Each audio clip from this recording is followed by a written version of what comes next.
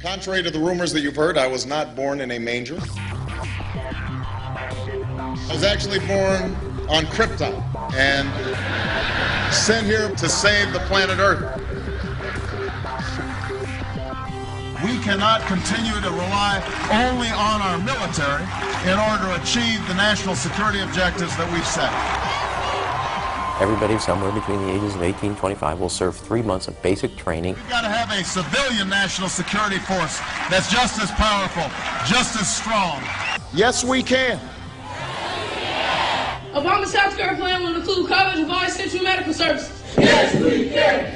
Obama is a cruel hoax. He works for Wall Street. He's an agent of finance capital. Where did you come up with the number $700 billion? Here's the Treasury spokeswoman's quote. It's not based on any particular data point. We just really wanted to come up with a really big number. To Democrats and Republicans who've opposed this plan, I say, step up to the plate. A few members were even told that there would be martial law in America if we voted no. Secretary Henry Paulson is no George Washington. I don't think anyone questions, Mr. Kashkari, that you're working hard. Our question is who you're working for. Obama pledged that he would resume the Security and Prosperity Partnership talks between Mexico and Canada that President Bush initiated. The old boss is starting to look a lot like the new boss. Robert Gates is going to remain on the job as Defense Secretary for at least a year. Plenty of sources knew about this meeting, told us and others that it was at Hillary Clinton's house, but clearly it wasn't. We've got to give them a stake in creating the kind of world order that I think all of us would like to see. We see you causing a depression so you can blow out the economy and consolidate it and bankrupt it. We know that you are enemies of free humanity, and we are here standing against your tyranny.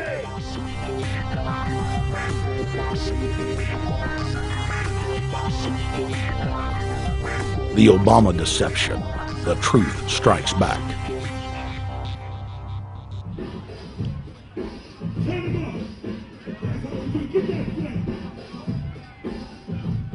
Barack is like the manager of Burger King. All presidents are, including Bush. It's like this: when your fries are cold, if your burger is not done right, you go back to Burger King, America, or your government, and you say, my burger's cold, I want new fries. First, you go to the cashier, that's the courts. You argue to the courts. The courts, if you can't get no justice with the cashier, you say, let me see the manager. I want to go to the Supreme Court. I want to see the president. The manager comes out. Hi, what can I do for you? Now the manager can override the decisions of the cashier, but you never get to see the franchise owner of Burger King. If you really have a problem with your burger, you need to go see the franchise owner. We need to go to the top or to the bottom. We need to go to where the real architecture of government is. And it's not in a president, it's in a global scheme. Politics in America today is identical to pro wrestling. And what I mean by that is, in front of the cameras and the public, we all hate each other. I'm going to kick my opponent's butt. I'm going to whale him from here to high water and beat the crap out of him. Yet behind the scenes, we all are friends going out to dinner. Went to dinner together. And it's all a work. All intermarried. Show business. It's showbiz. And that's what you have today in politics. The Democrats and Republicans aren't really opposed to each other. Left and right mean nothing. The only thing that counts is, are you working for Wall Street or are you trying to defend the people against the financiers? It's pretty obvious that there's some gigantic financial institutions that have been pulling the strings of politicians in this country for a long time. And there's the fact that we have it set up where they can donate millions of dollars to these guys' funds, these guys' campaigns. I mean, how do we not expect it all to go bad? America in 2009 was desperate for change. The past 8 years had been a disaster. Those weapons of mass destruction got to be somewhere. Maybe under here.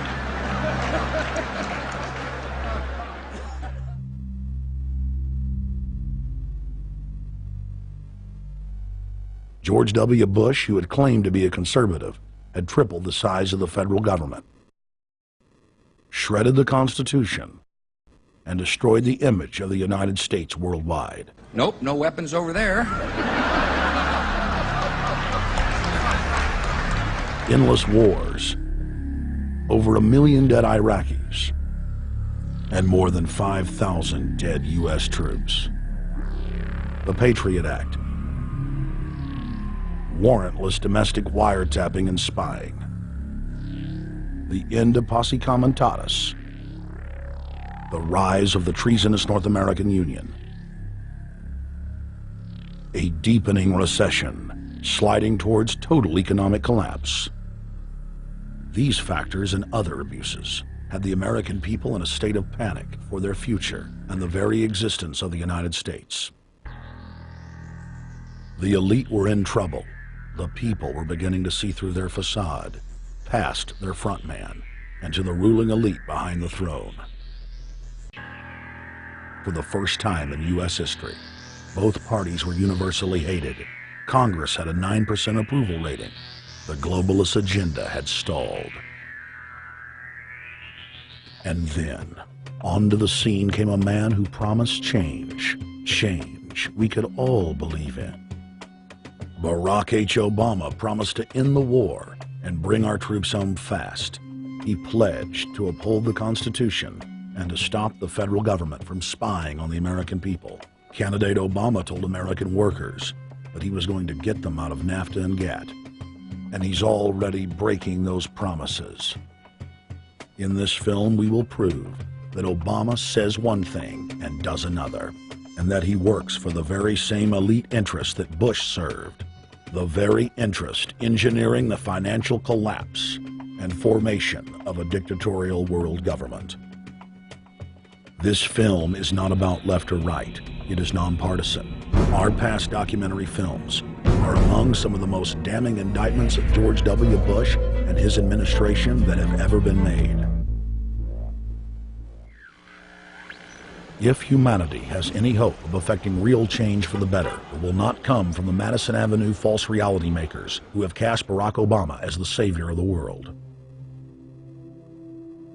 To alter our course from tyranny to liberty, to defeat the corrupt elite, we must get past the puppets and confront the real power structure of the planet.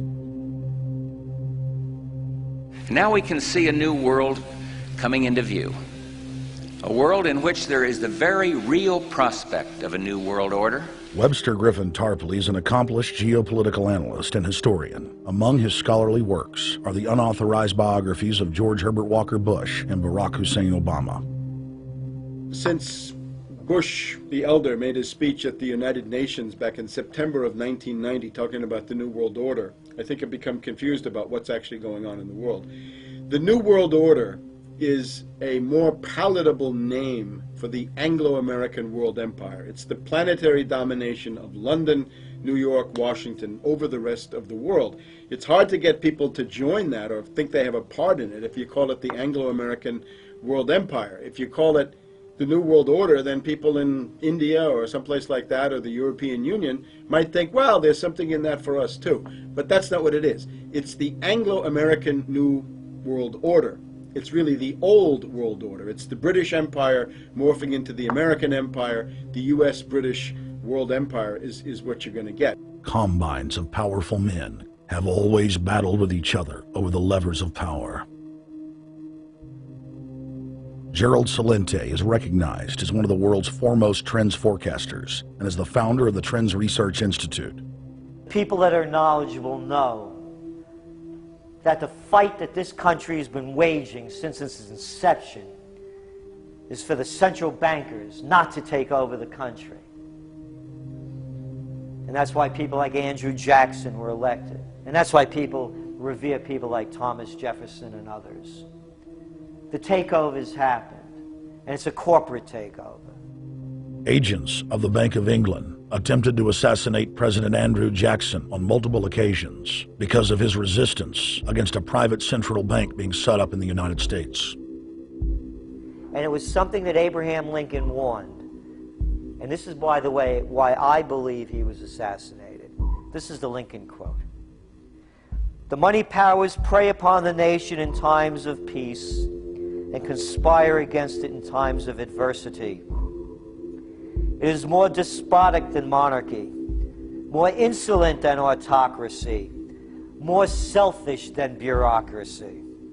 I see in the near future a crisis approaching that unnerves me and causes me to tremble for the safety of my country. Corporations have been enthroned. An era of corruption will follow, and the money power of the country will endeavor to prolong its reign by working upon the prejudices of the people until the wealth is aggregated in a few hands and the republic is destroyed. Wall Street has killed Main Street." So I know how unpopular it is to be seen as helping banks right now, especially when everyone is suffering in part from their bad decisions. I promise you, I get it. Up until about the Kennedy assassination and the beginning of the war in Vietnam, the United States is a very powerful engine for world progress. It's the assassinations, the Kennedy assassination, and the others in the 1960s, the beginning of the Vietnam War, and the beginning of the absolute domination of the Wall Street Group over every other interest. Nobody else counts except the Wall Street money masters.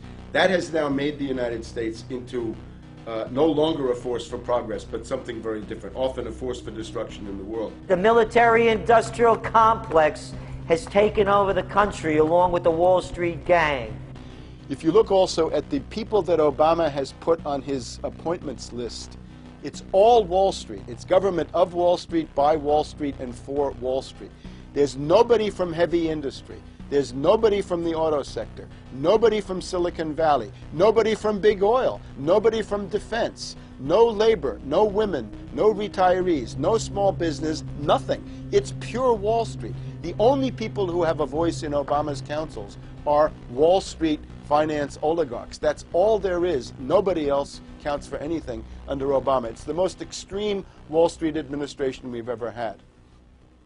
Before his death, President Woodrow Wilson apologized to the public, regretting that he had been deceived by a group of international bankers and the country's financial system had fallen into their iron grip via the Federal Reserve Act of 1913. Whether sought or unsought by the military-industrial complex, the potential for the disastrous rise of misplaced power exists and will persist. Dwight D. Eisenhower, he warned the people that the military-industrial complex was taking over the country. Only 3 years after leaving office, President Eisenhower's prophetic warning concerning the threat posed to our system of government by the military-industrial complex came to pass. President John F. Kennedy had enraged the entire elite network. Now, Kennedy was brought in as somebody who was expected to be a puppet. It was thought that his pro-Nazi father, Joseph P. Kennedy, the bootlegger, the speculator, would guarantee that Kennedy would be obedient to the establishment. They thought that Kennedy was a sex maniac who could be manipulated through all of this, but it turned out that through his personal suffering, Kennedy had discovered a personal sense of himself which went beyond just being a puppet, and he began to think about things like economic recovery, world peace, having a space program, making deals with the Soviets, cutting the Federal Reserve down to size, and a whole series of other things. Executive Order number 11110, signed by President Kennedy, began the process of abolishing the private Federal Reserve. Kennedy was also pushing for real civil rights reform and had begun the process of pulling the troops out of Vietnam. The last time you had an actual president was Kennedy. The oligarchs took swift and decisive action. When John Kennedy attempted to take the government back from the robber barons, he was brutally murdered. The message to future U.S. presidents and leaders across the world was clear: do as you're told or die. John Fitzgerald Kennedy was the last true president of the United States. And until the globalists are removed from power, we will never have another real one. The other thing about the American presidency you've got to remember is that this is a puppet post. It's automatically going to be a puppet post. The idea that Obama is somebody who's going to come in and exercise real authority when he's obviously been chosen and given everything that he's got by these financiers.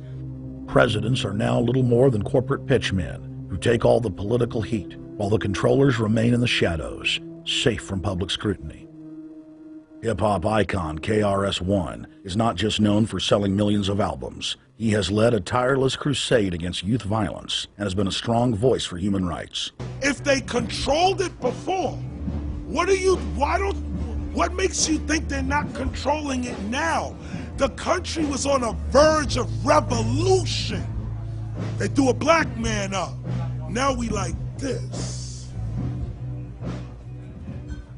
They give him the money, they give him the bundling, they give him vote fraud, they give him the media whores, they give him goons, they even have elected officials making threats to put people in jail if they criticize Obama in public. All of this is the mark of a puppet.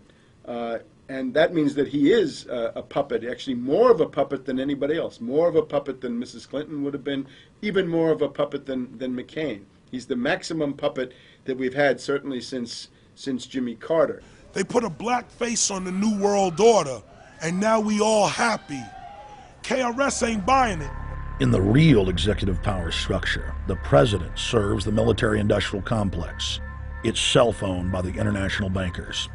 If there's a revolution, the population just throws out the prime minister or president. The elite stays in power because the public is never aware of who the real enemy is.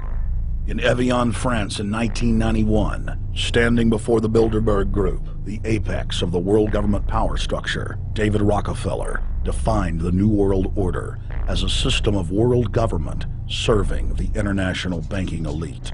For decades, the banker-owned media would attack anyone who dared to warn the public that a dictatorial world government was being constructed right under their nose, and that national sovereignty was being deliberately destroyed. And now, after years of denial, the media and the elite themselves are proudly announcing that not only is world government real, but it is the answer to the financial crisis that they carefully engineered. Suddenly, the Wall Street Journal tells us that the North American Union is here, and that getting rid of the dollar for a common currency with Canada and Mexico is good. The Financial Times of London, published by a member of the Bilderberg Group, crowed that a dictatorial world government had been kept in the shadows for our own good, and that it was now time for it to emerge from behind the curtains of national security. White House Chief of Staff Rahm Emanuel stated on record that they can't let this crisis go to waste. You never want a serious crisis to go to waste. And what I mean by that, it's an opportunity to do things that you think you could not do before. And Henry Kissinger, who gave Barack Obama his first job out of college, told national television that the economic collapse was a great opportunity to bring in the New World Order. He went on to say that Barack Obama was the perfect person to sell it to the world. But he can give a new impetus to American foreign policy, partly because the reception of him is so extraordinary around the world. I think his task will be to develop an overall strategy for America in this period when really a new world order can be created. It's a great opportunity. It isn't just a crisis. In June of 2006, our team traveled to Ottawa, Canada, to gather intelligence on the shadow government's agenda for the coming years. I think that's the Queen. Investigative journalist and best-selling author Daniel Estulin had been tracking the Bilderberg Group for more than 16 years. His moles inside Bilderberg informed him that the elite were planning to first run the price of gas up to $150 a barrel, unimaginable in 2006. He also reported that after suckering the middle class back into the stock market, the group was going to implode the subprime mortgage market and destroy public confidence. Well, one of the things that we're getting from this morning's conference, this morning conference was about the energy crisis, the price of oil. The afternoon conference, which started about 4 o'clock, 4:30, they were talking about one of the American delegates, I wasn't told who exactly it was talking about the the concern that the American citizens have had with the housing prices going down, so they're not investing that money. So what they needed to do is they needed to create the illusion that everything is going well. So what they're going to do over the next year and a half is to bring the market back up to 1998, 1999 levels. They're going to get all the suckers to invest whatever little money they have left over, and that's when they're going to make the economy bottom drop out. They need to destroy the economy because as we're running out of oil, when people don't travel, at least that's what they're saying, when people don't travel, when people don't have money, they don't travel, they don't spend any money, which means you don't waste a lot of oil and natural gas. That's the afternoon. So how does this source, I mean, just ballpark, I mean, so you have this source, is it? Well, actually there are two people who are members of the Bilderberg Club. It's actual members? They're members of the Bilderberg Club who for years and years and years have been going and participating in all the conversations, and they've always been dead on, always. And last year they said the oil prices are going to go up to 150. At the time it was 39, it went up to 76, basically doubled. If it doubles again, it's going to be back to where these people say. They attack Iran and will it? Year after year, Estelin and other reporters like Jim Tucker are able to report on future events with stunning accuracy, all because they know the agenda of the Bilderberg Group. The Bilderberg Group sits at the top of the world power structure. 125 of the richest and most influential individuals on the globe make up its membership. From Istanbul, Turkey to Chantilly, Virginia, we have tracked the elusive Bilderberg Group. Bilderberg always insist on a media blackout. By June of 2008, we had already figured out that Barack Obama was the elite's puppet of choice. The national media claimed that during the weekend the Bilderberg Group was scheduled to meet, that Obama had speaking engagements set for Chicago and the Midwest. We knew better. In a classic bait and switch, the Obama campaign told the press corps to get on Obama's campaign plane, and that Obama would join them on the flight to Chicago. Campaign staff then slammed the door shut. The fawning press had been shanghaied as Obama's campaign aircraft lifted off without Obama. Robert, why were we not told about this meeting and that the senator wouldn't be on our flight until the doors were shut and we were about to taxi to take off? Again, we had a desire, Senator Obama had a desire to do some meetings. Others had a desire to meet with him tonight in a private way, and that's what we're doing. We set up these meetings. They're being done tonight. Again, Is there more than one meeting? Is there more than one person with whom? I'm not going to get into all the details of the meetings. I don't know that I've got a ton more different answers for all of your questions. Obama wasn't going to Chicago. He had a meeting to attend, a secret meeting.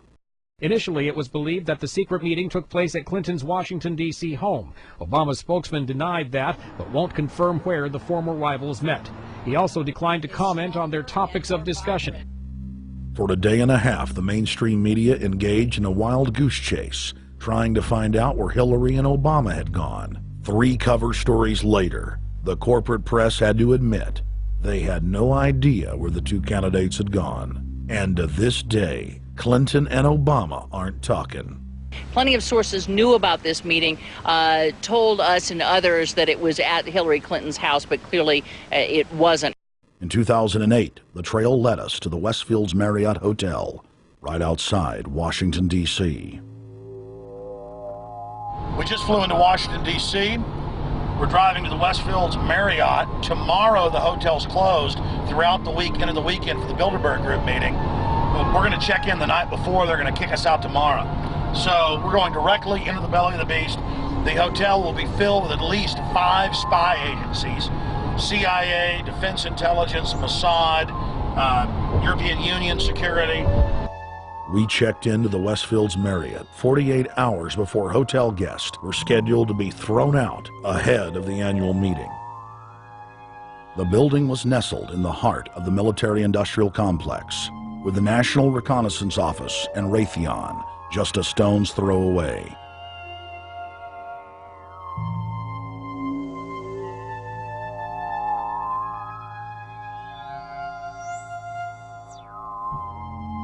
The plan tonight is to try to not get arrested, dodge the security, get in there, get some footage of the elite arriving in the morning, because some arrive before they officially lock it down, and then getting out of the building.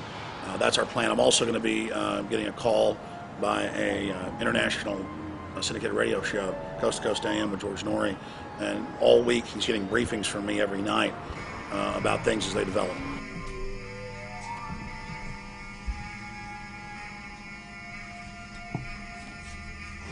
George, we're sitting here in the room. As the phone rings with your producer, Tom Danheiser, to put me on, the fire alarm goes off. So everybody is exiting the building. I know this is a setup. They timed it exactly when this happened. Open the door. I want them to hear the fire alarm. Open the door. I want people to hear this live to the 16 million people listening.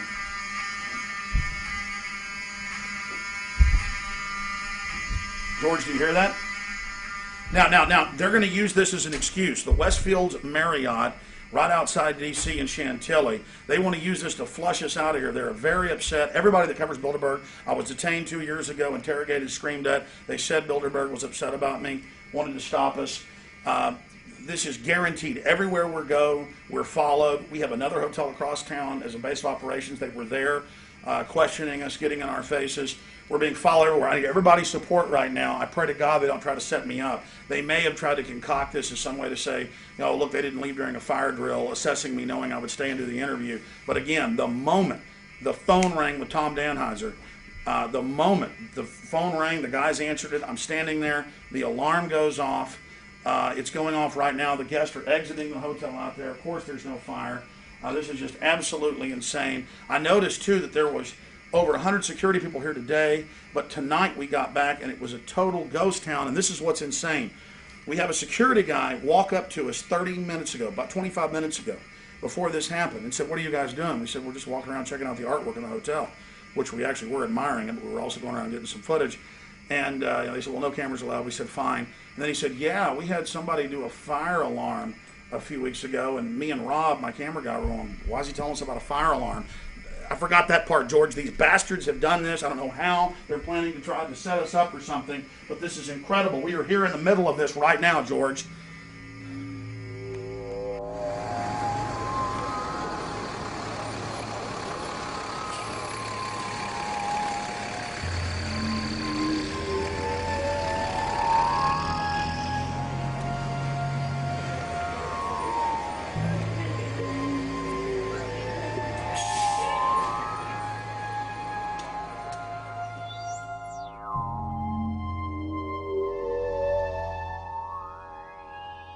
There you go. Stay there. Keep it locked.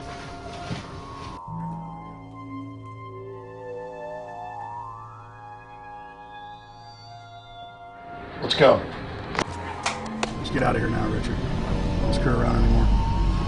We got out of here on exactly the right time. Is this the way out? Yeah.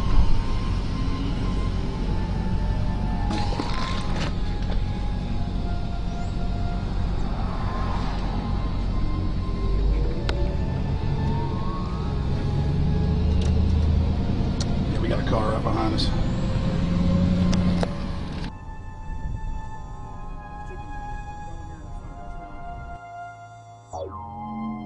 You made about, what, 5 turns and 6 turns? The same car's following us?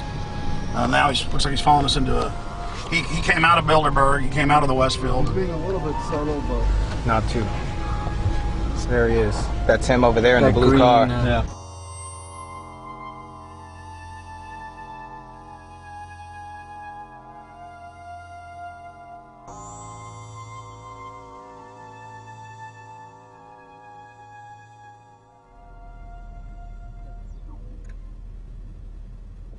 We're headed back to the Marriott here in Chantilly, Virginia, the scene of Bilderberg 2008.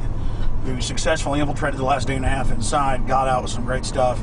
We've been tailed, and now we're going back to cover the dignitaries, the elitists, as they arrive. And right now is the prime time for them to start arriving for the next 3 or 4 hours.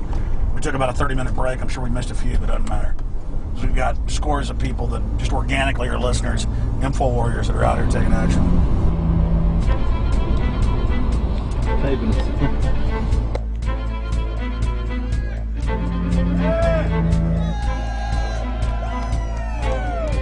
Yeah!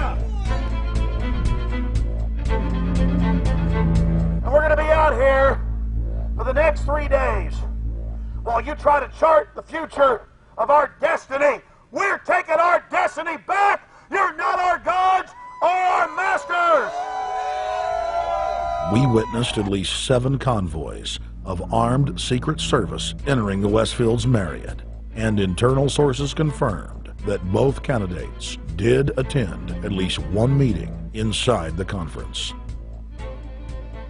While the Bilderberg Group was 100% successful in 2008 at keeping their name out of the mainstream media, they did not fare as well when it came to the exploding independent press. During the entire 2-day event, anti-New World Order protesters and alternative media encircled the hotel. You are being exposed everywhere! From David Rockefeller, from John Edwards, from Bill Clinton. Your game of secrecy is over! You're gonna play, get it, it's up close, you piece of trash! This is Bernanke, man! Bernanke, you're going down!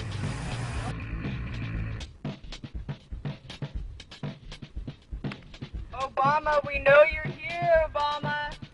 You cleared your schedule for the next 3 days. We know you're in Virginia. Arch criminals! New World Order scum! We are not your slave scum!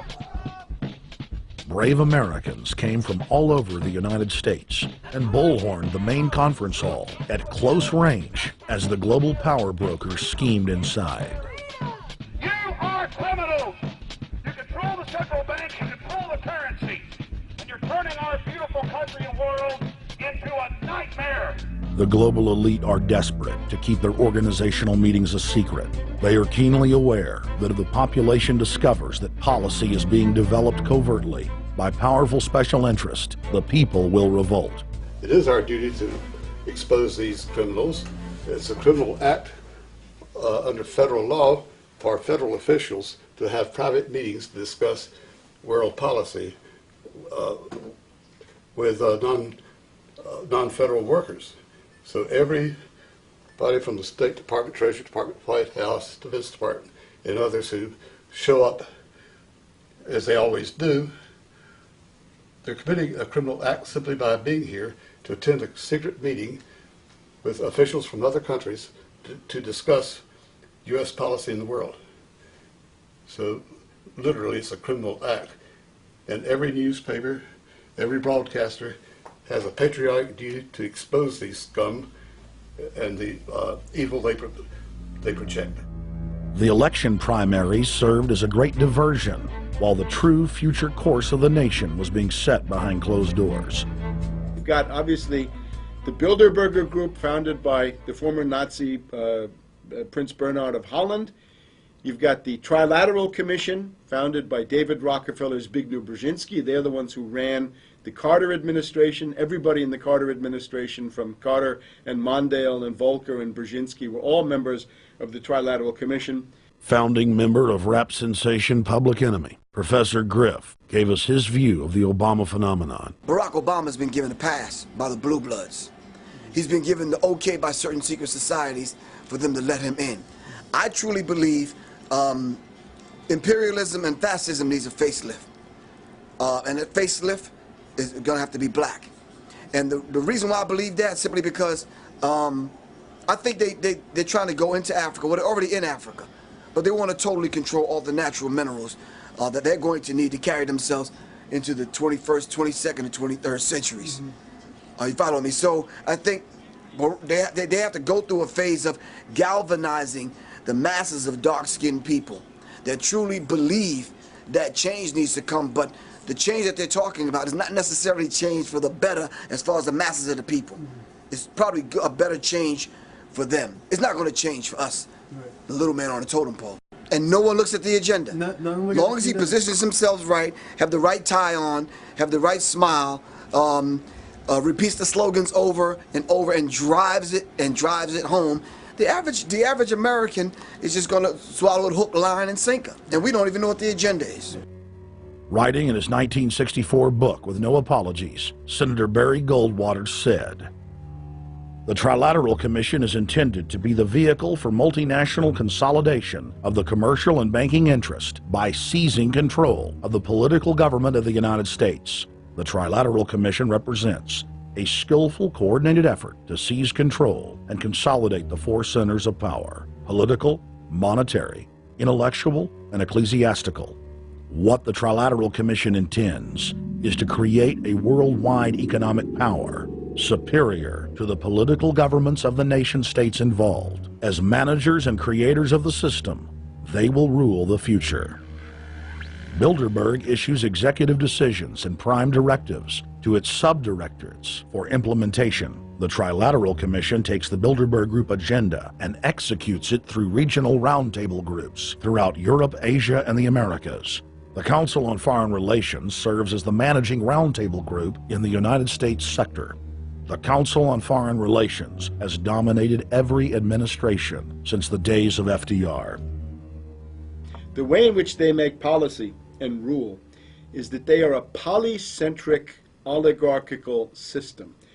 You have to be a finance oligarch. Remember, this is not a society ruled by generals, not by priests, not by bureaucrats, not by demagogues, none of those, but by bankers. Bankers rule, and the bankers set up these institutions. They set up things modeled on the Royal Institute for International Affairs, Chatham House, and the Milner Round Table of the period right after the Boer War, so even before World War I.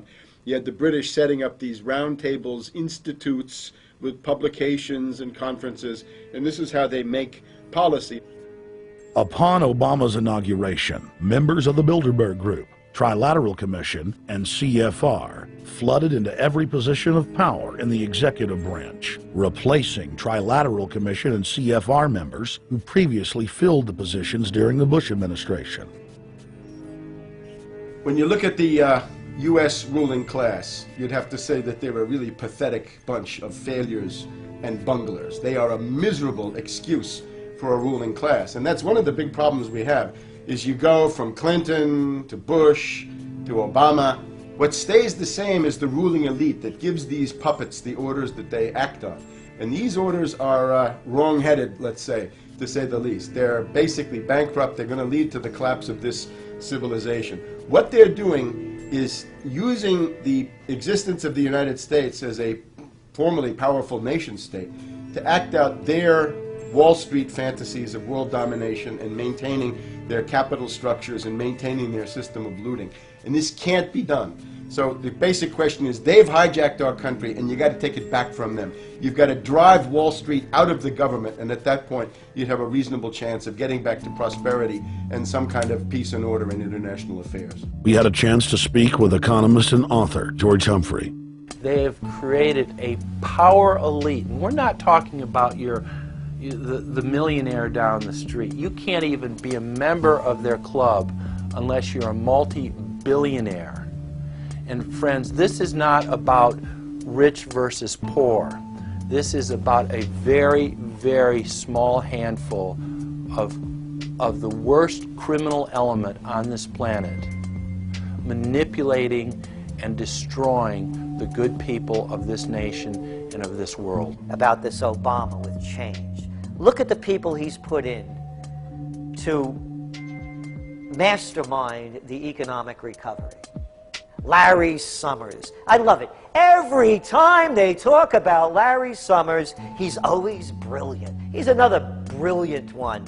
He's the one that helped dismantle the Glass-Steagall Act, the banking act that was put in place in the 1930s, so the banks couldn't become the banksters that they become. In the 1990s, you had the beginning of the derivatives bubble, thanks to people like Alan Greenspan, Rubin, Summers, a lot of the people who are now back in the Obama administration.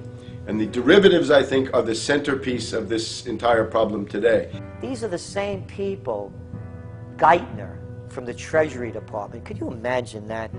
Now we have the U.S. Treasury Secretary, who also is a Robert Rubin protege of the Larry Summers Group, that dismantled Glass-Steagall and broke apart the regulations that would have prohibited the banks and brokerages from becoming these criminals.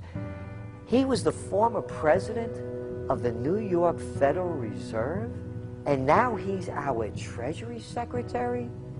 And as we all know, the Federal Reserve is as federal as Federal Express. It's a private bank. And now we've put this guy in charge of it? I mean, can't Wall Street has hijacked Washington in broad daylight. Every single one of his appointments support the status quo. Every one of his appointments are there to screw the American people. Every single one of his appointments are people who are working to bring down the Republic and the Constitution of this country. Secretary of the Treasury, Timothy Geithner, Bilderberg Group and Trilateral Commission member. Secretary of State Hillary Clinton is a Bilderberg and CFR member. She is also married to Trilateral Commission member William Jefferson Clinton. Ambassador to the United Nations, Susan Rice, Trilateral Commission. National Security Advisor General James L. Jones, Bilderberg, Trilateral Commission, and CFR. Deputy National Security Advisor Thomas Donilon, Trilateral Commission, CFR. Special State Department Envoy Henry Kissinger, Bilderberg Group, Trilateral Commission, and CFR.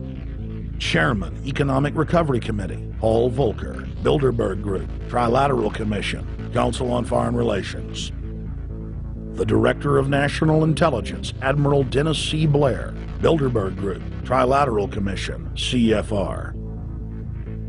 Secretary of Defense Robert Gates, Bilderberg Group, Trilateral Commission, CFR.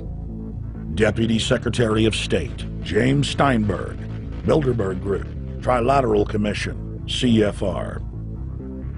State Department Special Envoy Richard Haass, Bilderberg Group, Trilateral Commission, and President of the CFR. Obama Presidential Advisor Alan Greenspan, Bilderberg Group, Trilateral Commission, CFR.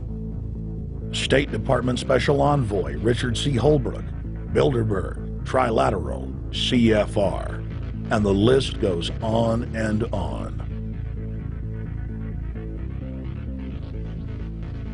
Even if Barack Obama were the most wonderful person in the world, he was groomed and brought to power by the global elite to carry out their agenda. Humanity must look past Obama and realize that presidents come and go, but the shadow government and their program of global enslavement continues. How could people be so stupid and gullible to believe a bunch of political people? So people who voted for Obama were trying to express, I think, first of all, something worthwhile. The hatred for Bush, Cheney, the neocons, the desire to punish the Republicans for their adventures, their police state, and their economic depression. The second question was on the economy. People felt that Bush was selling them down the river into a world depression. He is, of course, the new Herbert Hoover in that regard, so they were trying to get something different from that.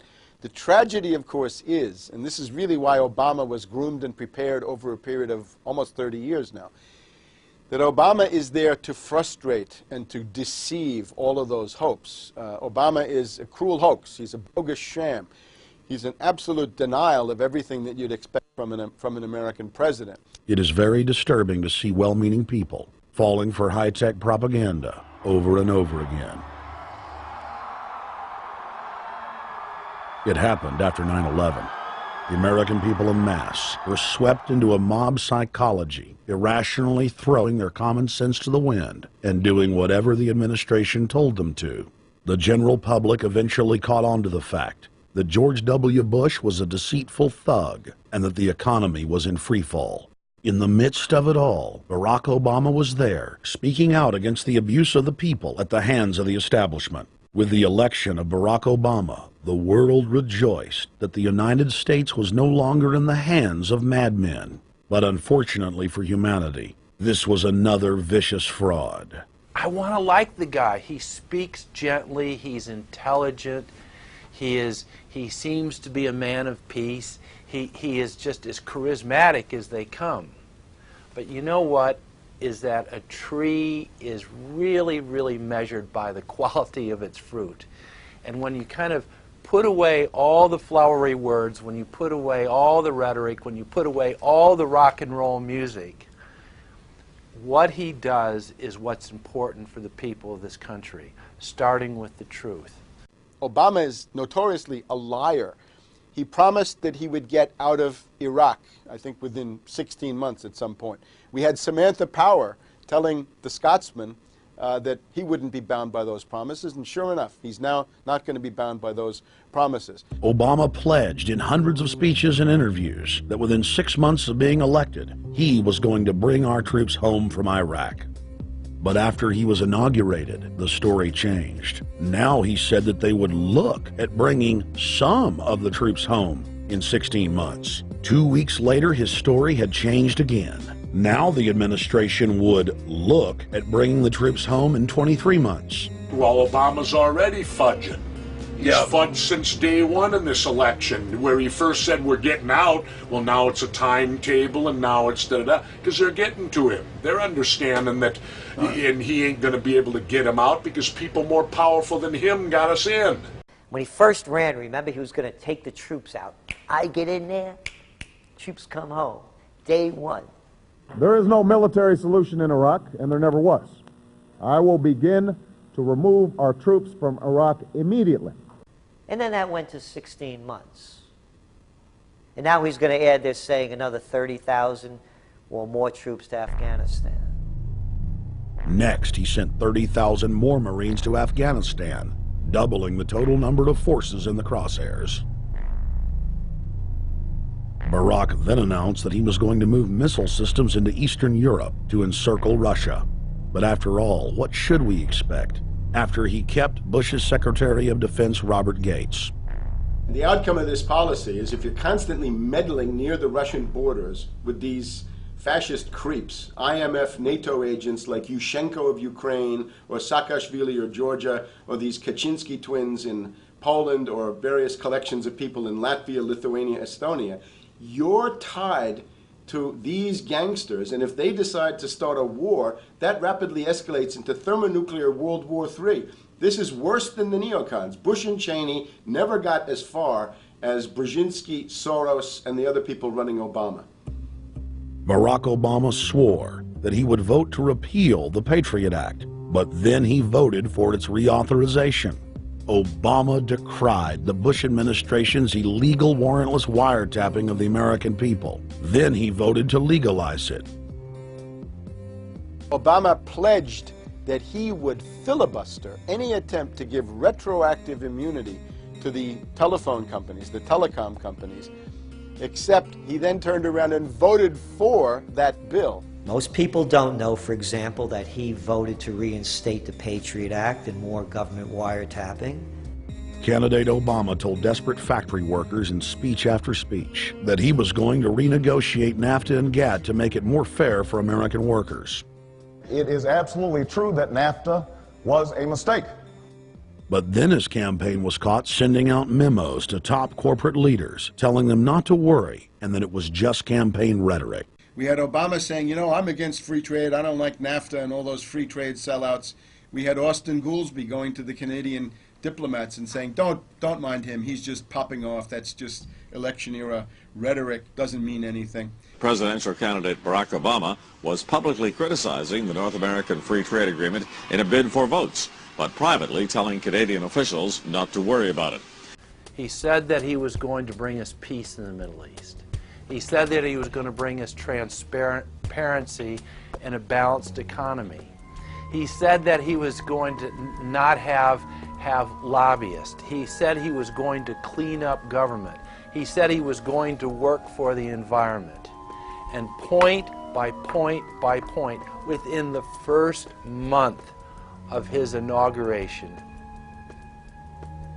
he has lied and deceived and cheated the American people.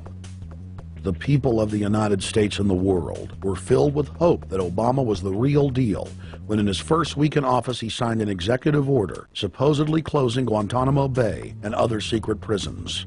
Then the press actually had a chance to read the executive order and were shocked to find that the executive order only said that Obama was thinking about closing Guantanamo in a year. But worst of all, the executive order continued the practice of rendition, which the LA Times called secret abductions. They don't know. They think that he signed off immediately on closing Guantanamo. but he's allowing prisoners now to be taken to foreign countries and not knowing where they're sending them and to be tortured in foreign countries. They don't know that they kept that provision in there. Obama is now continuing the practice of secret arrest, secret prisons, and most importantly, indefinite detention without trial. When a British High Court said that it was preparing to release secret British and U.S. torture orders that prove that the Bush administration was ordering personnel to systematically abuse detainees, Barack Obama threatened to cut off all U.S. intelligence ties to England. To add insult to injury, he stated that the program was important to national security, not only endorsing Bush's crimes, but continuing them. Obama voted for a reinstatement of the Patriot Act. And by his early deeds already, again, as we saw with the issues of retention, he's willing to send people that have been charged with nothing to be tortured to so-called get the truth out of them.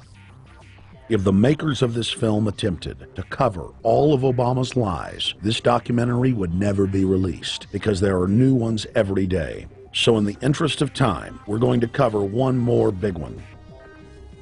Barack and his handlers made the cornerstone of his campaign, keeping lobbyists and donors out of his administration. Within hours of being elected, Obama did a 180 and filled the White House and federal government with lobbyists and donors at all levels. Obama picked William Lynn, the top lobbyist for Raytheon, to fill the #2 position at the Department of Defense. Timothy Geithner, former president of the private Federal Reserve Bank of New York, was picked by Obama to be Secretary of the Treasury. Geithner promptly crammed the Treasury Department full of lobbyists, like his chief of staff, Mark Patterson, formerly the top lobbyist at Goldman Sachs.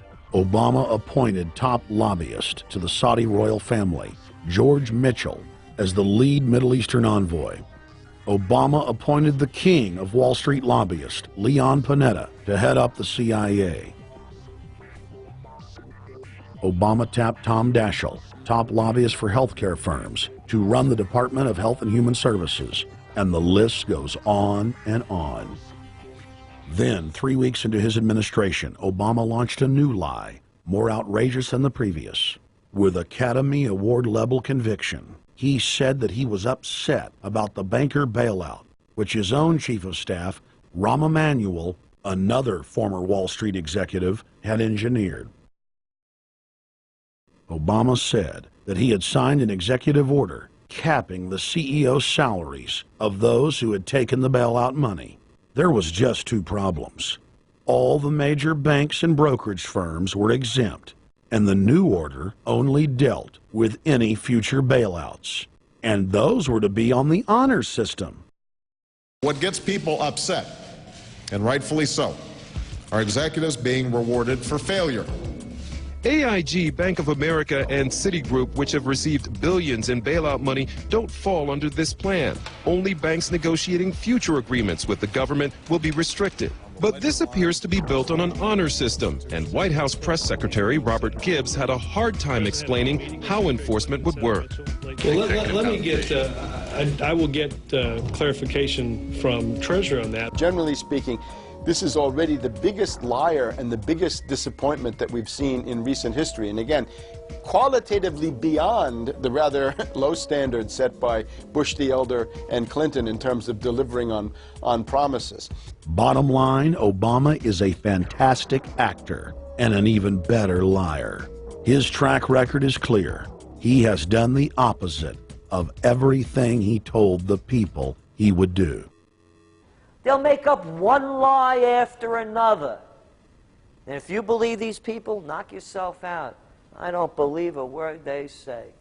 Within 1 month of the passage of the first banker bailout bill, the press reported that over $5 trillion had just disappeared out of the U.S. Treasury. By December, the amount of money that had been stolen had reached $8.5 trillion. The leadership of both political parties circled the wagons and would not discuss where the money had gone. Get the Fed! Get the Fed! Get the Fed! Get the Fed! Informed Americans protested the private Federal Reserve System at all 38 of their regional governorship offices. Arrest Bernanke and Paulson! Arrest all the criminals that stole the banker bailout money! It was refreshing to see people standing up against the real power structure, not being distracted by the elite's frontmen like George W. Bush and Barack Obama. We traveled to Dallas, Texas to cover We the People taking on the real enemy. Hey, I want to talk to the workers up there on the parapet. The ones smoking cigarettes that just jumped back. You're with the American people, we know that. But understand, ask the workers inside.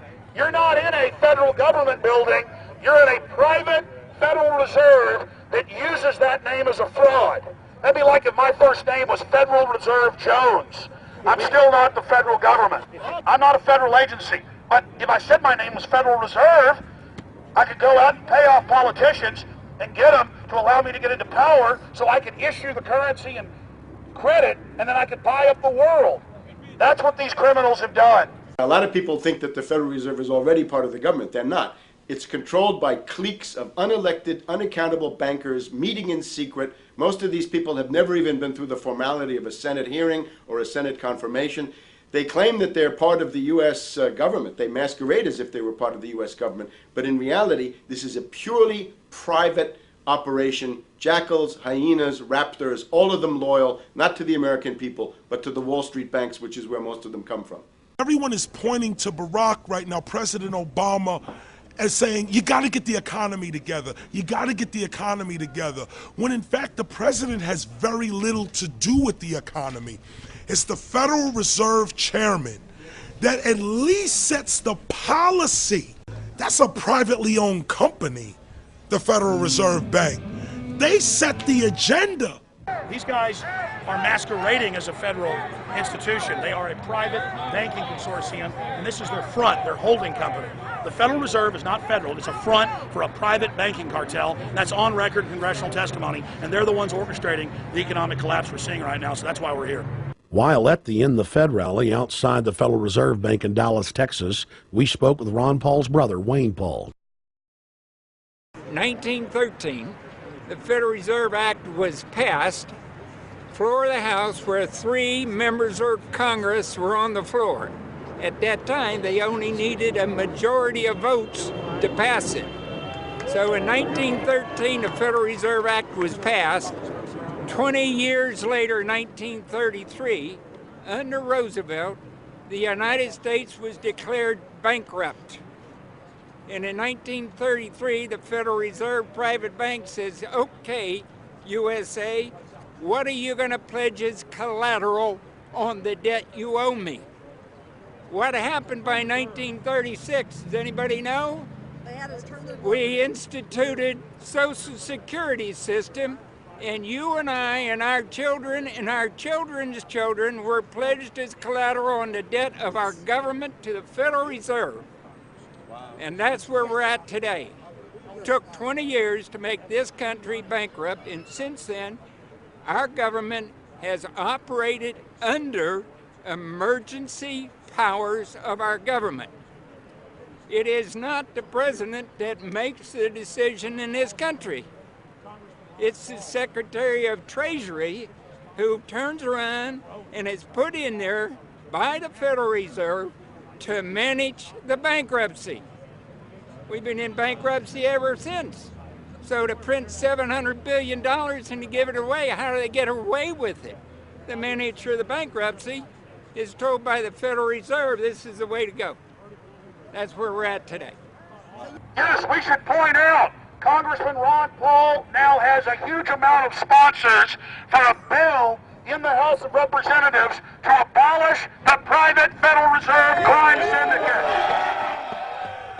In 1913, the money power of the country was taken away from the people. By constitutional privilege, it belongs with the Congress, but it was given up in the Federal Reserve Act. The Federal Reserve is no more federal than Federal Express, but yet it has the power to determine the direction of use of money in our economy. If we could take that power back and put the Federal Reserve under Treasury, we start to be in a position of being able to control monetary policy on behalf of the United States people. The Federal Reserve is totally private, and Alan Greenspan 2 weeks ago on PBS on Lair NewsHour said on record that they are above the law, the Congress, the President, everyone. No court can do anything. We run America.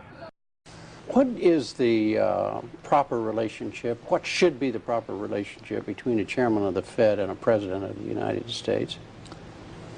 Well, first of all, the Federal Reserve is an independent agency, and that means basically that there is no other agency of government which can overrule actions that we take.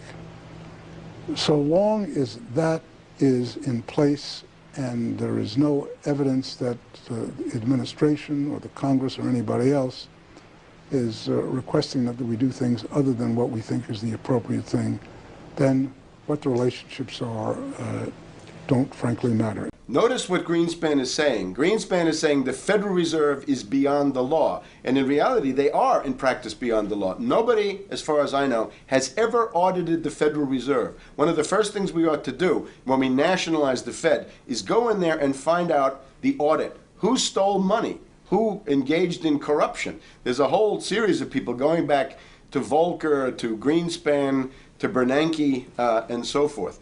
Think of the arrogance of private group of banks that have bankrupted the nation by design so they can repo the country. A private group of banks that loaned us our own money back are telling us they're above the law. You are not above the law, criminals. No one is above the law. No one is above the law, and the private Federal Reserve sure as hell isn't either. Since the founding of the Federal Reserve back under Woodrow Wilson, the Federal Reserve has struck out 3 times. They didn't stop the crash of 1929. They didn't stop the banking panic of 1932, 1933. And now they are the cause of the derivatives crisis because they're the ones who inflicted derivatives on the world with Alan Greenspan. Instead of our economy being about goods and services and real products and manufacturing, it's all about these guys, the private Federal Reserve that masquerades as a government entity who controls the issuance of currency and credit. They're the ones that have cut off the liquidity in the market. They told us have a debt-based economy. Then they cut it off once they get us under their thumb and implode the economy so they can consolidate it. And that's what they're doing right now. I mean, it's in their own documents, it's in their own statements. They claim, give us unlimited power, give us trillions of dollars with the banker bailout bill that's already $5 trillion, not $850 billion as they say. And we'll get the economy going, but they're hoarding the money and buying up other banks that aren't part of the Federal Reserve, buying up insurance companies, buying up roads, infrastructures, media empires, defense contractors. What the banks do is they implode an economy by cutting off credit, and then once things really fall to a low, and they know the low because then they buy everything up and start then putting more money back into the economy, and then they build it back up. So they build us up and then shear us, build us up and shear us. And they're getting ready. All over the world, they're always shearing some country, imploding it. Comes out in their own IMF and World Bank documents. That's just the foreign arm of the same cartel. And these are the people who claim to be the saviors of the economy, the people who have created every important crisis in the past 100 years, the Federal Reserve. So it's illegal, it's unconstitutional, and it's a failure. And I think the failure is what everybody can see right now. Yeah, what they do is they make you think Clinton's evil in running things. Then, oh, Bush will save us. And then, oh, Bush was evil. Now we'll be saved by Barack Obama, but he's just a puppet. But as we get deeper into this phase, when they implode the economy, they have all the money and all the control. But they also like to pose as the savior. So Obama is meant to be the savior during the Depression, and he'll save us with a 1 million person, he said, is bigger than our military, domestic spy force, a 3 million person environmental spy force. So giving people these jobs to be government bureaucrats and spies to go out and manage the other 290-something million Americans. And so this is classical fascism. The communists also do it. Any vertically integrated command and control authoritarian system does this. So they're openly following what the same group of banks did in Germany, Russia. It's in the Communist Manifesto to have a private central bank, because the private central bankers actually wrote the ideas that they had Marx and Engels put out. People go, well, why would the banks want communism?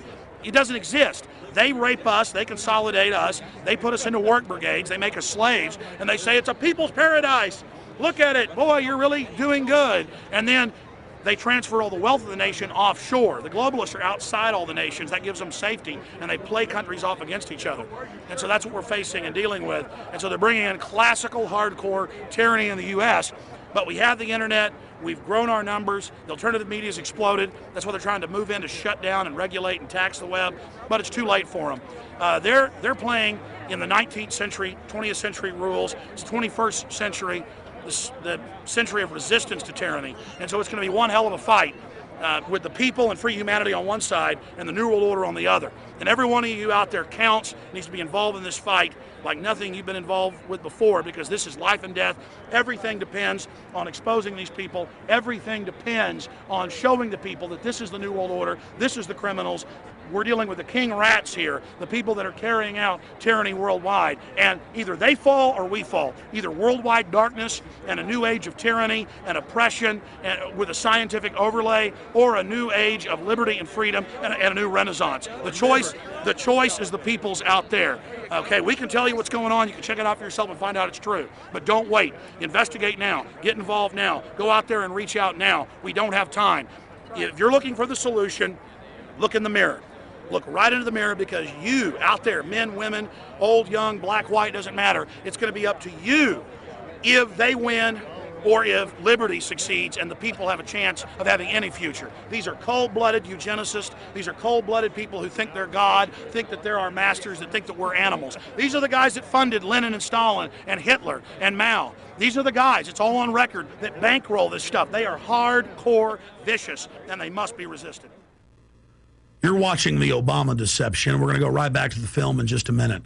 But I wanted to take some time out in the middle of the film to encourage all of you that are watching it online right now to go to Infowars.com and purchase a high-quality DVD of the film.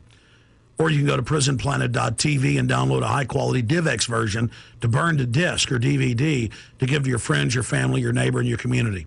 I also want to challenge all the viewers out there to take time out, to write notes as you watch this film, and to check all the claims that we've made for yourself, because I'm confident in the information presented here. And I want you to not trust me, but to know for yourself, to know in fact that Obama is a betrayer and a liar, a Judas goat, a Trojan horse to bring in the one world government.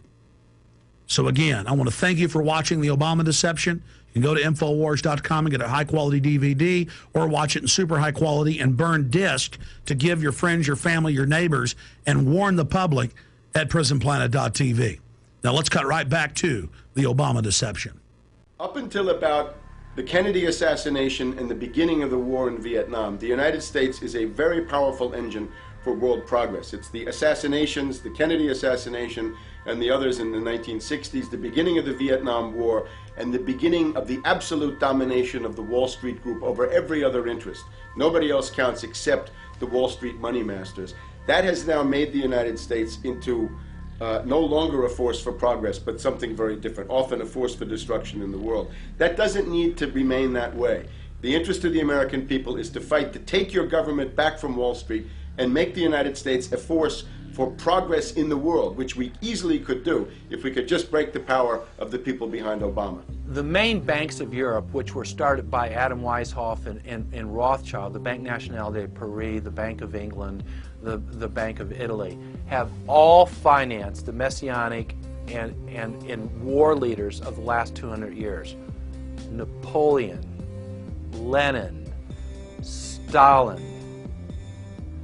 They backed Adolf Hitler. They backed Franklin Delano Roosevelt. And they are backing right now Barack Obama. The banking cartel had established a beachhead in 1913 through the Federal Reserve Act. In 1947, they set up a parallel shadow government through the National Security Act. From 47 on, the national security state began the long process of absorbing federal and state bureaucracies, while at the same time undermining the constitutional power of Congress and dominating the executive branch. By controlling the issuance of currency and credit, the private Federal Reserve was able to buy up most of the Fortune 500. And if a company wouldn't sell, the bankers would unleash federal regulators to run them out of business. Private central banks in Europe, the United States, and England took taxpayer money and loaned it at over 30% interest to third world nations. The bankers would then bribe the leaders of those countries not to pay back the loans. Their third world puppets would sign agreements stating that when the country defaulted, the banks would be given all the natural resources and infrastructure of the once sovereign lands. But worst of all, the countries would pledge future taxes paid by the people in perpetuity as profit to the private banks. By the year 2000, there were few nations that had not fallen to the designs of the money power. The globalists were now ready to start their final phase of world government takeover, the destruction of the Western nations' economies. To carry out their final takeover, they first removed banking regulations like the Glass-Steagall Act in the late 1990s. This allowed their front companies to issue unlimited credit to the world and to set up colossal Ponzi schemes, the likes of which the world had never seen. The scams were advertised by the controlled corporate media as completely legitimate. Because of the fantastic returns, private investors, corporations, state and local governments invested heavily. They had taken the bait, hook, line, and sinker. To destroy confidence, in late 2007, the bankers themselves began to badmouth the scams they had created. Next, the central bankers cut off the tsunami of fiat money that they had been using to pump up the bubble. When Congress and the public refused to write the finance oligarchs a blank check, the bankers began to engage in financial terrorism. They said that the world would go into another Great Depression unless their demands were met, further destroying confidence. The stock market instantly had its biggest one-day loss in history, but even that wasn't enough to force Congress to capitulate to the offshore banks. Senator Inhofe of Oklahoma and Congressman Brad Sherman of California, amongst others, told the world that the entire Congress had been threatened with martial law by the White House and the Treasury Department if they didn't pass the so-called banker bailout bill. The only way they can pass this bill is by creating and sustaining a panic atmosphere. That atmosphere is not justified. Many of us were told in private conversations that if we voted against this bill on Monday, that the sky would fall, the market would drop 2,000 or 3,000 points the first day, another couple thousand the second day, and a few members were even told that there would be martial law in America if we voted no. That's what I call fear-mongering. Unjustified. The final version of the bill was kept secret from the Congress until minutes before the vote on October 3, 2008. The Federal Reserve had promised total transparency, that every dime would be accounted for. To Democrats and Republicans who've opposed this plan, I say, step up to the plate. Let's do what's right for the country at this time, because the time to act is now, to prevent the possibility of a crisis turning into a catastrophe. After its passage, the public learned with horror that the bill was really a financial coup d'etat by Wall Street. The bill didn't just give $700 billion to the banks. It was a blank check. And as of February 2009, $9.7 trillion has disappeared into a black hole. Within 24 hours of its passage, Secretary of Treasury Henry Paulson said they were no longer going to use the money to unfreeze the mortgage market by buying bad debt. We went to Congress. Illiquid assets look like the way to go. As the situation worsened, the facts change. I will never apologize for changing an approach or strategy when the facts change. Paulson has, in the meantime, admitted that the subprime mortgage crisis is not the cause, really, of the breakdown of the entire world banking system and the bankruptcy of most of the banks in London and in Wall Street. He said, oh, we're going to buy up toxic assets, but we're not going to worry about subprime mortgages. What he's talking about is derivatives. Derivatives are the center of the crisis. He went on to say that where the money was going was a secret. I believe that banking institutions are more dangerous to our liberties than standing armies. If the American people ever allow private banks to control the issuance of their currency, first by inflation, then by deflation, the banks and corporations that will grow up around the banks will deprive the people of all property until their children wake up homeless on the continent their fathers conquered. The issuing power should be taken from the banks and restored to the people, to whom it properly belongs. Thomas Jefferson, 3rd President of the United States. Secretary Paulson came in with the Vice President and Fed Chairman Bernanke and made all these assurances that there was absolutely a critical, immediate need to get rid of the corrosive derivative products, you know, all the different names for this, you know, ubiquitous, you know, sub-S, retraded credit default swap, blah, blah, blah, blah, okay? But they talked about them as though they knew what the hell they were. You got the money and you immediately said, what items, what auction? Now, the Treasury just basically cut that out of the bill. And what we have here is a situation where banks are hoarding the money that they're getting from the TARP. They're using the money to purchase other banks. And all of a sudden, the Treasury sent a signal to the banks, forget about it. We're going to give you the money that you want, and you do what you want with it. Unless you direct it specifically, it's not going to happen. I don't think anyone questions, Mr. Kashkari, that you're working hard. Our question is who you're working for.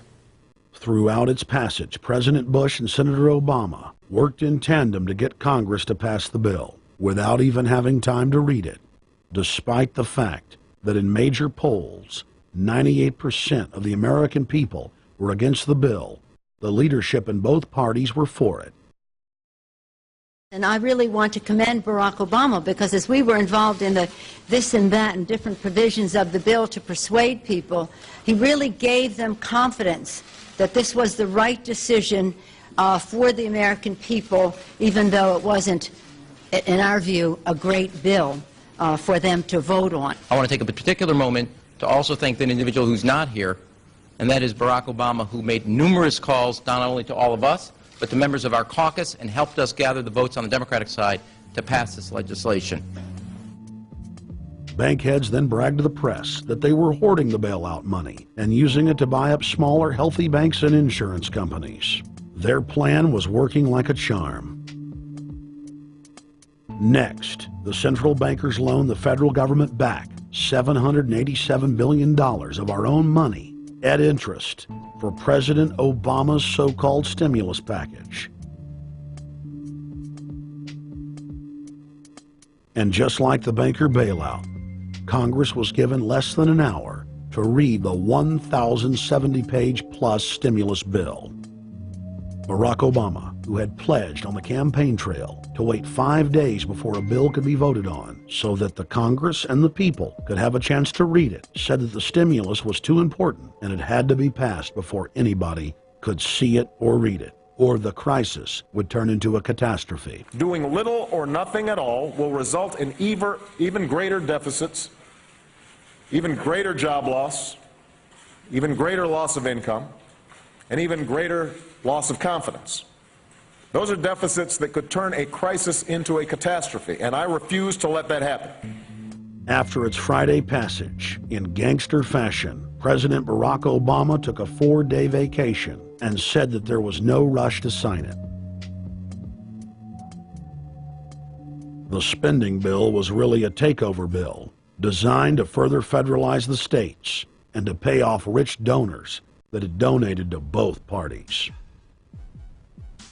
As the world slid deeper into depression, the bankers celebrated the fire sale that they had created. I believe the phrase burdens of the office is overstated. You know, it's kind of like, why me? Oh, the burdens, you know. Why did the financial collapse have to happen on my watch? It's just pathetic, isn't it? Self-pity. And I don't believe President-elect Obama will be full of self-pity. With their access to unlimited fiat capital, they could now buy up sectors of the world economy not already controlled by them. For over a century, the Anglo-American establishment had worked to bring the world system to this point. Artificially engineered global bankruptcy. In an address before the Trilateral Commission in June of 1991, David Rockefeller laid out the elite's ultimate goal. The supranational sovereignty of an intellectual elite and world bankers is surely preferable to the national autodetermination practiced in the last centuries. Now that the bankers were holding the world hostage, they issued their ultimatum. The only solution to restart the global economy would be to set up a planetary government ruled by a new Bank of the World. A Bank of the World owned and controlled by them. Suddenly, hundreds of prominent publications announced the solution, the people's only salvation. Time magazine, in an article titled "The New World Order," said that the new super bank would control the world's currencies and set interest rates, and that the new bank would, quote, knock the heads of bad countries like the United States.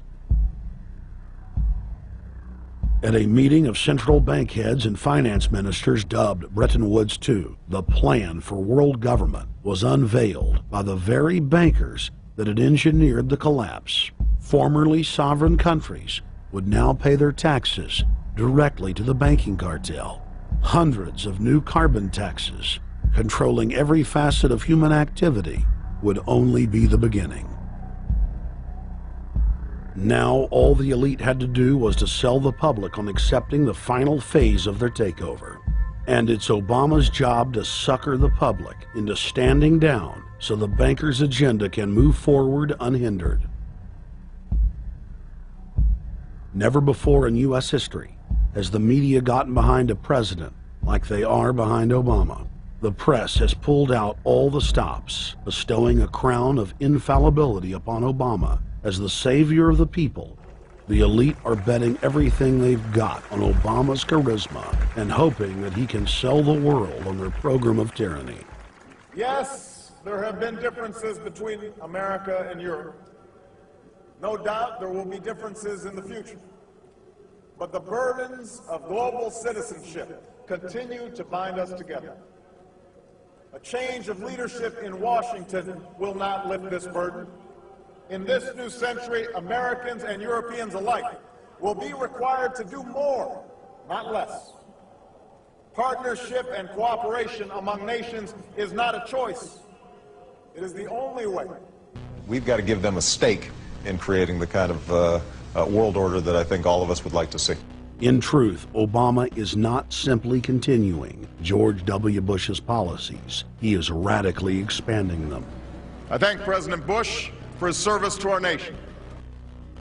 This film has documented the painful fact that Barack Obama's agenda is the complete opposite of what he has claimed it to be. Now we will reveal what Barack Obama and his controllers' true agenda is. Number one, bring the United States under the complete regulatory control of a private offshore superbank known as the Bank of the World. More than 100 new taxes are now being developed under the umbrella of curbing greenhouse gases. The new taxes will be paid directly to the private bank consortium. At the producer level, taxes will be paid on farm animals' flatulence. At the consumer level, there will be carbon taxes on all forms of meat, beef, poultry, pork, and fish. All cars will be fitted with satellite tracking boxes that will tax driving by the mile. And an added tax will be placed on all fossil fuels, including motor oil and natural gas. All plastic products will have a carbon tax added. Outdoor space heaters and fireplaces are to be taxed. All electricity produced by coal-powered plants will be taxed. Under the cap-and-trade system, citizens will be forced to pay taxes on thousands of products to private cap-and-trade services owned by Al Gore and other elitists. There will be taxes on light bulbs, water, trash pickup, air travel, train travel, bus, ship, medicine, steel production, mining, clothing, laundry, asphalt, are just a few of the new taxes to be levied. But to truly transform our economy, to protect our security and save our planet from the ravages of climate change, we need to ultimately make clean, renewable energy the profitable kind of energy. So I ask this Congress to send me legislation that places a market-based cap on carbon pollution and drives the production of more renewable energy in America. That's what we need. The notion of anthropogenic global warming is a fraud. In other words, the idea that the planet is getting warmer and that human activity is somehow responsible is a pseudo-scientific fraud. It's a big lie. It's a monstrosity. Remember the Nazis, they had race science, race hygiene. They said Aryan blood is different from any other kind of blood. This was, of course, idiocy, a fantastic piece of nonsense. Today, we've got something similar. Global warming caused by human activity, and the answer to that is carbon tax plus cap and trade, according to the wishes of Al Gore, Prince Charles, and basically the entire world banking community, the world oligarchy. What they're trying to do with that is to perpetuate the current system where bankers rule the world, financiers rule the world, and the rest of us get the crumbs from the table. But remember, if you try to put on cap and trade and a global warming carbon tax with the idea that you're going to save the polar bears, what you're going to do is destroy human society. You're going to cause genocide on a massive scale. The deaths will be measured in the hundreds of millions and indeed in the billions. Just the idea of global warming means that there'll be no development for Africa, no development for the poorer parts of Southeast Asia, and no world economic recovery of any kind ever in our entire lifetime. So it's important to expose and fight the pseudo-scientific fraud of global warming. One more point about this. You don't need a climatologist to know that this stuff is a fraud. I'm a historian. I can tell you, in the last 1,000 years, we had a period of very warm temperatures called the medieval warm period, where all kinds of grapes and semi-tropical stuff was growing very far into the northern hemisphere. That was about 1100, 1200. It happened to correspond with an all-time maximum of sunspots. Right now, we can say that we're going into another maximum period where there'll be some warming, but we're well within the limits of the medieval warm period.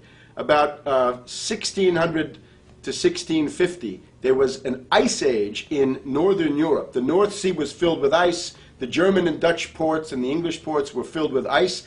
That corresponds to an all-time minimum of sunspot activity, the Spörer minimum and the Maunder minimum. So this has largely got to do with solar activity. We can see that other planets, not just the Earth, are warming slightly as a result of increased solar activity. But we're well within the minimum. So what the oligarchs claim to be an open and shut scientific case is a piece of pseudo-scientific nonsense, and it should be rejected. Number 2, the social engineers are fully aware that the Obama craze will wear off quickly. So they are racing to put in place the most oppressive police state control grid in human history. 20,000 battle-hardened regular Army troops are now being deployed to patrol the streets of the United States. FEMA is now building giant camps in every region of the country, and the Congress has introduced bills like the National Emergency Centers Act, H.R. 645, which merges local governments and the police under federal control. And as we all know that have watched these things, they're ready for the riots.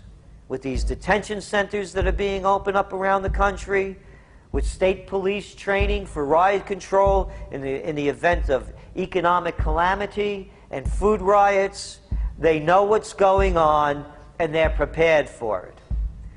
So people better also prepare for it themselves. Anyone that's not prepared for what's going to happen, they deserve what they get, because there's enough information out there pointing to the problems, and they should take all precautionary actions.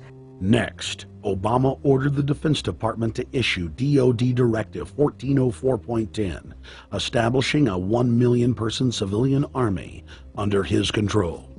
Simultaneously, Obama launched USAService.org. The new website deceptively masquerades as a federal agency, but in reality is a recruiting tool building a separate, completely private army outside of government that takes orders directly from Obama's controllers. Barack Obama has refused to rescind Presidential Decision Directive 51, signed by George W. Bush. The directive plainly states the president is a dictator and that Congress is ceremonial.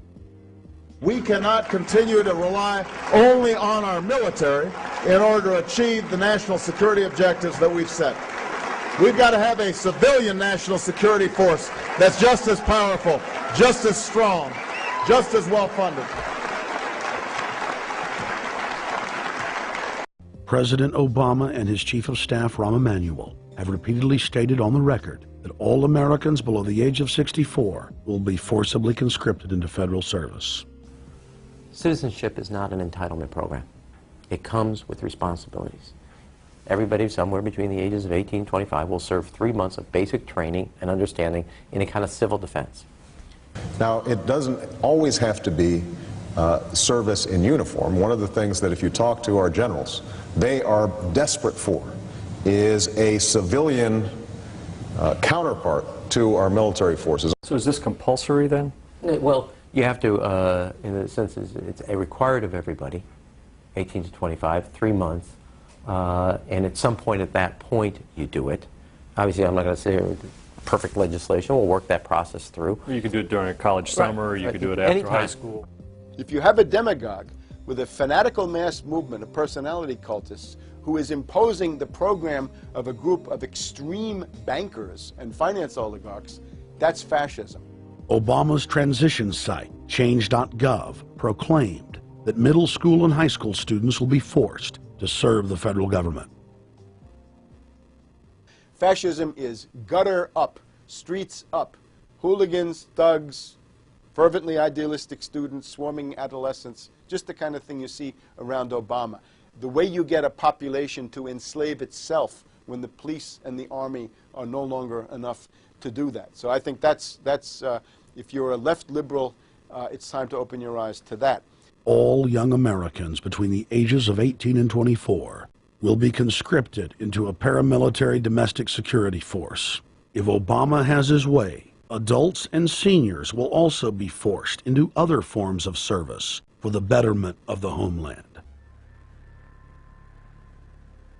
Number 3, disarming the American people. Obama operatives in the Congress have introduced more than 10 bills that would end the Second Amendment as we know it. H.R. 1022 would allow the new Attorney General Eric Holder the dictatorial power to ban any gun he wishes at will. In 2008, before the Supreme Court, in the D.C. gun ban case, District of Columbia versus Heller, Holder argued for the complete disarmament of the American people and that only the military should own firearms. H.R. 257 would ban all youth shooting sports, including YMCA and Youth Olympic shooting clubs. H.R. 45 would force all gun owners to undergo federal psychological screening, registration, and testing to keep their firearms. White House Chief of Staff Rahm Emanuel has proposed the extrajudicial banning of any American on the fraudulent no-fly list from owning any firearm. That is, if you are on the no-fly list because you are known as maybe a possible terrorist, you cannot buy a handgun in America. Over 25,000 Americans are added each month to the no-fly list, which numbers over 1 million people who have not been charged or convicted of any crime. It's a case of mistaken identity for a 5-year-old boy from Normandy Park. He had trouble boarding a plane because someone with his same name is wanted by the federal government. King 5's Mimi Jung is live at SeaTac Airport to explain. Mimi. Lori, it's hard to believe that a 5-year-old could be considered a threat, but that's exactly what happened here at SeaTac last week when Matthew Gardner showed up for a flight to LAX. As 5-year-olds go, Matthew Gardner is about as harmless as you can get. But when he and his mom checked in for their flight at SeaTac last week, Matthew was considered the criminal. If you're on that no-fly list, your access to the right to bear arms is canceled because you're not part of the American family. You don't deserve that right. There is no right for you if you're on that terrorist list. And even though this Matthew Gardner is only in kindergarten, TSA workers still conducted a full-blown search. They searched all of our belongings. They took everything apart piece by piece. Nadia Counter says it wasn't easy being treated as a possible threat to national security. I picked up my child to give him a hug and tell him, you know, it's okay, we're doing fine. And they reported to me that I was not allowed to touch him. He was a security risk, and they had to research me to make sure that I had not obtained any materials from him. Number 4, massive restrictions on the First Amendment guarantee of free speech. The President, Congress, and the FCC have announced plans to not only curtail speech on talk radio and newspapers, but to also regulate speech on the Internet through the Orwellian-named Fairness Doctrine. The Obama machine is also pressuring Congress to pass draconian hate speech laws that will eviscerate the First Amendment. Number 5, they plan to further federalize health care so that the government can dictate what kind of care citizens receive. Modeled after the British system, this includes rationing care and restricting what procedures the handicapped and elderly are eligible for.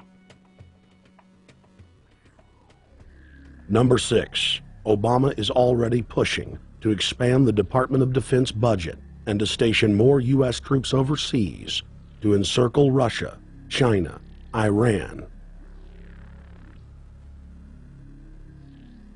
as well as setting up bases in Africa under the pretext of humanitarian aid, and dominate and occupy Africa through AFRICOM. So we're taking your phone call, seeing what you think of Barack H. Obama. Is he a Judas goat? Is he a front man? Is he a betrayer? Let's go to Anthony in Georgia. Anthony, what's your take on Barack Obama? They put the face of Barack Obama as part of their public relations because it's like in the old folk tales about vampires. A vampire cannot force his way into somebody's house. It's against some kind of metaphysical law. So the vampire has to persuade the resident of the household to open the door and invite him in. So they're going to look at the peephole at Barack Obama, which looks like them and appears to be on their side. They're going to say, okay, here's my ally. Let me open the door and let me let this person in. And then Barack Obama is just, of course, a front man for the American empire, where he's going to have the entire U.S. Navy, the entire U.S. Army, and the entire U.S. Marines under AFRICOM command. And, of course, he's going to turn it into a new Iraq, and he's going to turn it into a new Afghanistan. Every operation that you see going on in Iraq and Afghanistan is going to propagate to the poor countries of Africa. And well, sir, I agree with you. Sir, I agree with you. They're looking to the people. They see a handsome, smiling African face. You know, he's all, hey, I'm from Kenya. And then it's a total bait and switch. But it's the same thing here in the United States where they would get sellout Native American chiefs to sell out their people. This is the oldest trick in the book.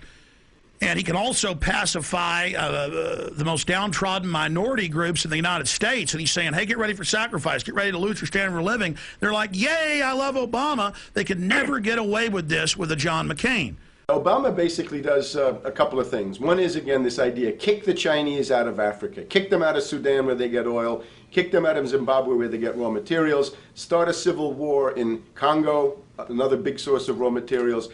Al-Qaeda, an arm of the U.S. intelligence community, is now active in Algeria, Tunisia, Morocco. You've got a destabilization going on in Kenya around Odinga. That's Obama's cousin. This is a guy who has two children. They're Obama's niece and, well, nephew in a broad sense. And one of them is named Raul, and the other one is named Winnie, after Winnie Mandela, who did the necklacing and political assassinations in South Africa. So this Odinga is essentially a CIA destabilizing operation in Kenya, and he's got a Odinga Islamic Alliance to crush the Christians in Kenya, but this also reaches into Ethiopia, it reaches into Uganda, Congo, Tanzania, and a whole bunch of other countries in that region. So all of Africa is a battlefield in flames between the U.S. and the Chinese, with Obama leading the charge to kick the Chinese out for geopolitical reasons. Number 7, radically expand federal control over family farms and ranches through the Animal ID and Premises ID system. Number 8, accelerate the merger of the United States with Canada and Mexico under the Security and Prosperity Partnership. He is also accelerating the transfer of remaining federal authority to unelected quasi-governmental bodies like the World Trade Organization. Number 9, Obama must convincingly play the part of the president and convince the people of the United States that the buck actually stops with him. This is critical to the globalist master plan because in 4 to 8 years, Obama must take the blame, as Bush did, for the New World Order's horrific agenda. At that point, the elite will put a new puppet in the ceremonial seat of power and build him up as the savior, only to tear them down again. And so the process is repeated over and over. For their program to work, it is essential that the people not learn that the presidency is now nothing more than theater, because if they did, the people would stop looking at the pawns and start looking for the king.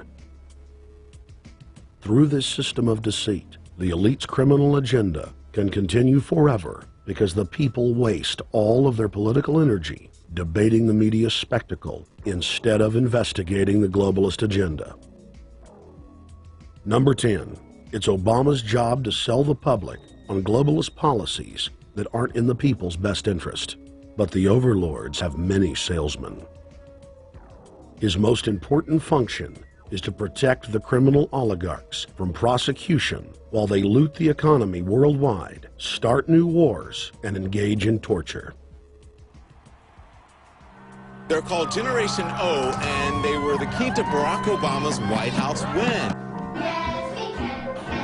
During the campaign, Barack Obama used the internet like no other candidate before him, harnessing the energy of millions of his supporters. But the question now is, what to do with this young, eager, energetic army?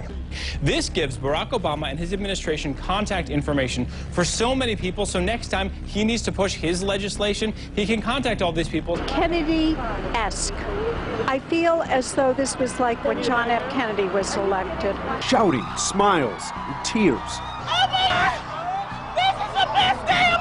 It was the scope of Obama's victory that was most impressive. I saw a photograph of Obama playing basketball, and I said, you know what? I see him as a leader, and that's the world that's in his hands. Own a piece of history, commemorating the day the world changed forever. His confident smile and kind eyes are an inspiration to us all. In summation, Barack Obama is a Madison Avenue created fad. All of the crazed Obama worship, being pushed by the corporate media, is scientifically designed to capture the public in a net of peer pressure mass euphoria. If the New World Order can just distract the public for a few more years, the elite can finish constructing their police state control grid. Now, a lot of times, we don't want to know the issue. Right. We don't want to know the issue. We feel, what do you call this thing where you get this false sense of gratification, but because a black man is in office, everything's going to be all right. No, everything's not going to be all right. Yeah. Until you look into the agenda and what the Democratic Party has been about, is about, and will be about, regardless if Barack Obama is the president or not. And that's real. Barack Obama is the perfect Trojan horse.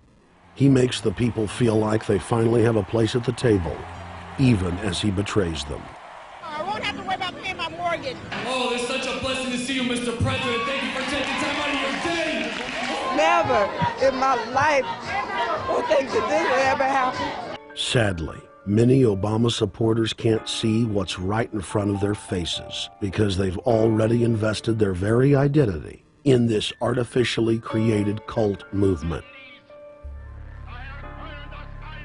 Throughout history, it has happened over and over again. People turn their intellect over to cult of personality mass movements, and it's happening again. The evidence presented in this film is documented fact, and those that ignore what history has taught us do so at the peril of us all. As frightening as the information in this film is, there are many things we can do to stop the globalist agenda dead in its tracks. First, we expose the cult of Obama for what it is, a sad hoax. Next, realize that we are all being propagandized 24/7. Investigate all information for yourself, be it political parties, the media, or this film.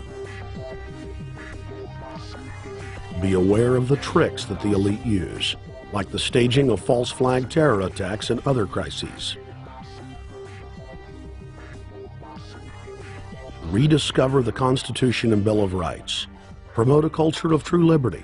There is a reason the internationalists are attempting to destroy the sovereignty of all 50 states. They know it is one of the biggest threats to their domination.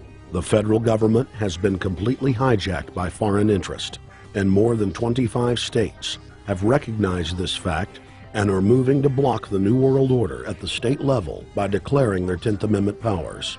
But most important of all, there is a huge awakening taking place in the United States and across the world against the globalist agenda. Free people everywhere are joining together and saying no to corruption and tyranny and no to world government. This is the center of endurance, and endurance is what wins wars. Not how many people you kill, but how long can you endure. George Washington lost almost every battle he had, but he endured.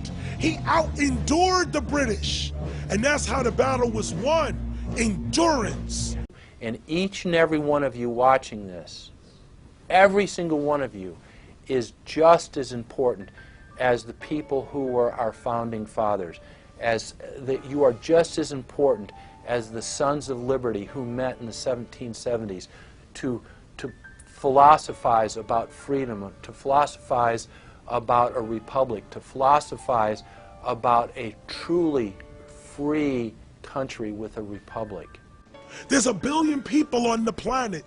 It only takes one to change it. Are you the one? There may be everybody in your classroom bugging out. Your whole school may be on fire with kids wild and bringing guns in. But are you the one? Nature has a way of abundance. Nature puts out a lot of stuff looking for the one. So if you're going to go along with the trend of let's just kill each other, let's disrespect each other, then you're part of nature's plan as well, to be part of just the excess.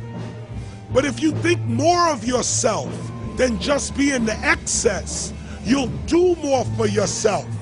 Are you the one? Everybody's not gonna make it, but you have an opportunity to save yourself. Well, we don't have to look back thousands or even hundreds of years to see how dangerous this present-day situation is. We can look back to Bolshevik Russia. We can see the takeover by the Bolsheviks talking about the people's revolution, talking about the positive change. And Lenin came in, and then Stalin. The fact is that over 40 million Russians between 1925 and 1940, good Russian, people who were Christians, people who had their own businesses, people who were educated, they were exterminated because they had their own business, because they were educated, because they believed in God's law. We can look over at Germany. Germany was in a very, very terrible economic situation, and this very charismatic leader called Adolf Hitler comes in.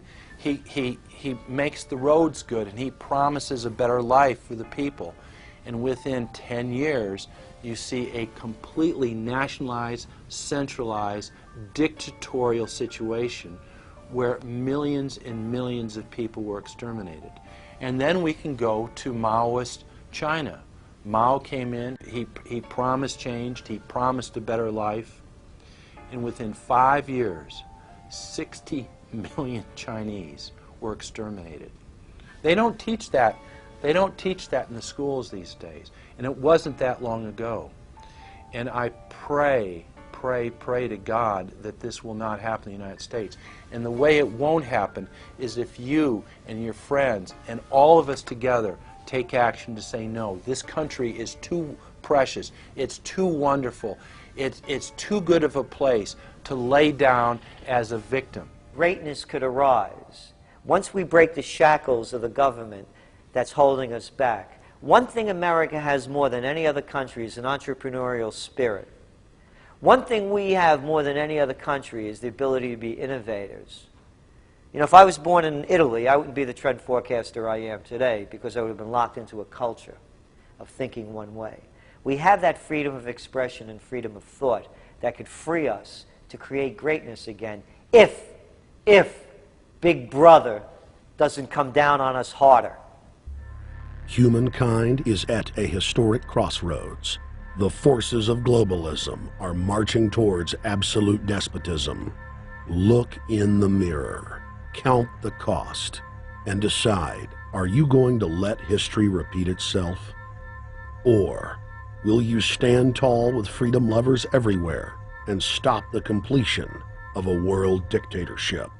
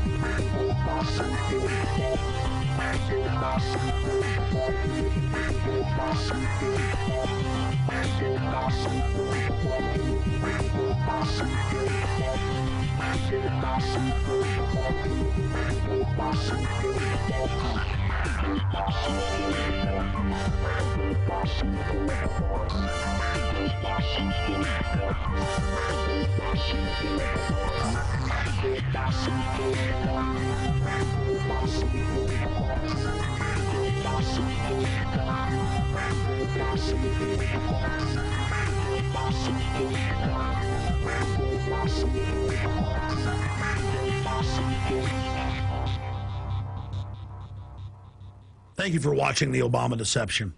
I want to challenge all of you out there who are shocked by this film to take time out to research the claims of this documentary so that you will discover that we've told you the truth and that, frankly, it's far worse than we could even present here in the limited time we had.